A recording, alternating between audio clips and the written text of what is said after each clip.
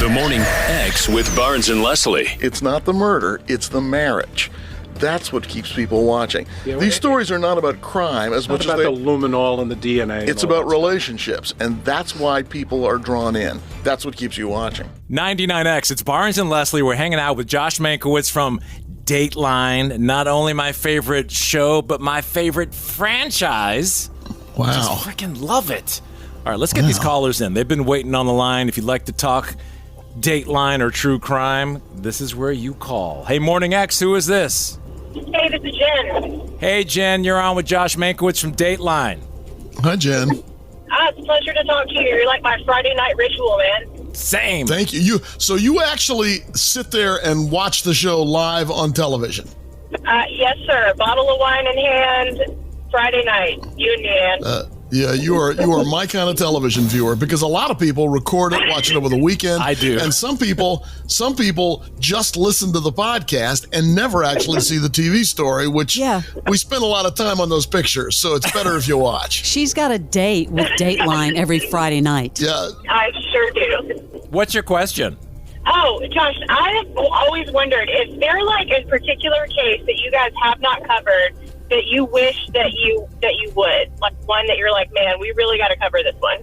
Well, usually when we cover something or don't cover something, it's a function of things beyond that we want to. Like there's a story in California that we very much wanted to cover about a family that went missing, and then it looked like they had they'd run away or they'd been abducted, and then it turned out they'd been killed. And they hadn't actually run away at all. And we wanted to do that, but the people involved in the story, the family that was left over, they wanted to get paid. Oh. We don't do that. We can't pay anybody. So, one, because in journalism, when you pay somebody, it runs the risk that it's going to change their story. And two, because we're incredibly cheap. So those two things combined to make that impossible. We don't pay for stories. So, in all seriousness, we don't. And so that we weren't able to do that. You know, that's usually what happens. I mean, usually the stories that we don't cover are ones that we wanted to cover, and either somebody got there first and somebody else and locked up the family exclusively, or for whatever reason, they don't want to talk. And if families don't want to talk, we can do it without the cops. We can do it without the prosecutors. We can sometimes do it without the victim's best friends. We can't really do it without the family. Yeah. So if they don't want to participate, then sometimes there's no story. Hey, thank you very much for calling. We appreciate it. It's a great question. Yeah. Josh Mankiewicz from Dateline is here, 470-741-4999. Hey, Morning X, who's this? Sarah Hannah. Hi, Sarah. Excellent. Listen, you're on with the one and only Josh Mankiewicz. You had a question for him? I'm so excited, not to fangirl, but I've been watching Dateline and you on it for many, many years, so it's great to be speaking with you. Which we appreciate, so thank you. Yes. Okay. I'm sure you get that all the time. My question is, how on earth do you remain so diplomatic when you're speaking to someone who is so clearly guilty of the crime? Okay, so, before I was at Dateline, which is back... well, there actually was no television then. It was everything was steam operated, and many of us thought that the car was going to replace the horse, which was a very exciting prospect. I was a political reporter for most of my career, and interviewing either accused or convicted murderers is not terribly different from the skills that you need when you're interviewing politicians, which is they're probably lying. They're probably lying to you. They're all telling you. Got to remember, by the time these guys, it's usually guys, sit down across from us, they are on their best behavior. They're not showing you the side of themselves that landed them in the slammer. Their whole thing is, oh no, this is not me.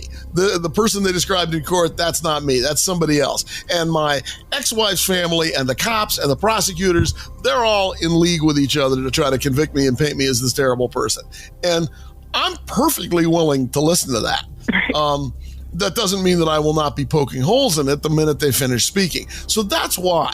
And the other thing, of course, is that if you ask a lot of members of the Dateline audience, my face kind of betrays. I was just going to say, you squint your eyes and you are coming in. I can totally tell when you're going to do it. Apparently, I'm not that good at disguising when I don't believe somebody, but that's the answer. Is that I'm willing to listen to your story because not everybody who's accused is guilty. Not everybody who's convicted is guilty. Some of them have a reasonable story, but usually they don't have a reasonable story, and so I kind of look at them and then funny. I ask them some questions. Sarah, thank you very much. We appreciate it. Thank you.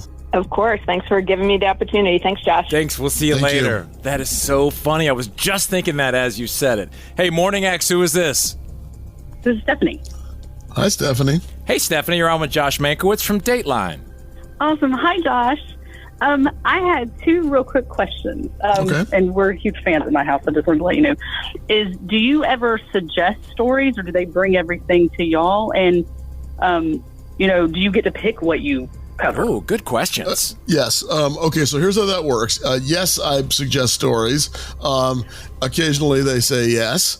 The reason I'm actually coming to Atlanta for this conference this week has to do with a story that I suggested way back in 2005. Whoa, so yes, we do get to. What? Which one? It was the story of Tamika Houston, who was missing and then eventually found dead. And I, back in 2005, I did a story for Dateline all those years ago, which helped start a discussion that's going on today still, which is who gets covered on television. And back then, we were covering endlessly stories of every attractive missing white woman there was. And so were all the other news magazines, and so were all the morning shows, and so were all the cable networks. And we weren't just doing them once, we're doing them again and again and again and again, while we ignored almost all the stories of anybody else who was missing. Now, most of the missing people in the United States are not attractive young white women. Like, most of them are men. Although that's gotten closer over the years. And a huge percentage are indigenous or African American. But we weren't covering any of those people. So I decided to do a story about Tamika, who was missing and whose family had tried to get her on Dateline and on all the other shows, and they couldn't even get their calls returned. And from that story came something called the Black and Missing Foundation, which seeks to increase awareness of those kind of cases and also sort of spur both journalism and law enforcement to spend more time and effort on that kind of case as opposed to everything else. And that is sort of one of the reasons that we're talking. One of the things we're talking about this year at SCAD is because in Atlanta is because of our Missing in America podcast series, which came from that story in 2005. So, Stephanie, to answer your question, yes, I do get to propose things. That was one of my favorite stories, which was my idea. And sometimes, a lot of times they bring stories to you and you do it because either everybody else is busy because there's only 4 of us and sometimes we're all slammed. So sometimes they say, you have to go to Kansas City next week because the trial's ending and there's nobody else can do it. And then sometimes it's somebody that you've worked with before, producers or something like that, and you end up doing it. So you have some say over what you do. We all 4 of us do. You can't say yes to everything. You shouldn't say no to everything because then you become kind of a pain. So it's something in the middle. That's wild. Thank you, Stephanie. We appreciate you listening. And Stephanie, thanks for being a fan. Thank you. Appreciate it. Thanks for listening and watching. Okay, bye. Bye-bye.